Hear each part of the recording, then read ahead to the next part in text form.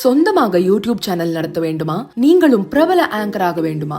உடனே சேருங்கள் Pandey school of journalism. Contact 7388242242.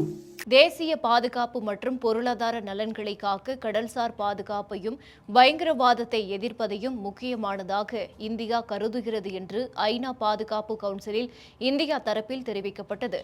ஐநா பாதுகாப்பு கவுன்சில் உயர்நிலை கூட்டத்தில் பேசிய ஐநாவுக்கான இந்திய தூதர் பர்வத நேனி ஹரீஷ், இந்திய பசிபிக் பிராந்தியத்தில் உருவெடுத்து வரும் புவிசார் அரசியல் மாற்றங்கள், புதிய அச்சுறுத்தல்களை எதிர்கொள்ள தொடர் வியூகங்களை இந்தியா வகுத்து வருகிறது.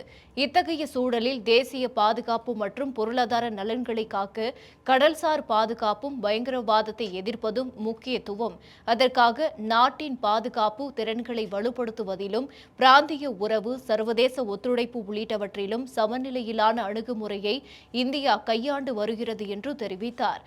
முக்கியமான வர்த்தக வழித்தடங்கள், எரிசக்தி விநியோகம் மற்றும் புவிசார் அரசியல் நலன்களும் கடல் சார்ந்ததாக இருப்பதால் நாட்டின் பொருளாதார வளர்ச்சியில் கடல்சார் பாதுகாப்பு மிக முக்கியமானது என பர்வத நேனி ஹரீஷ் கூறினார்.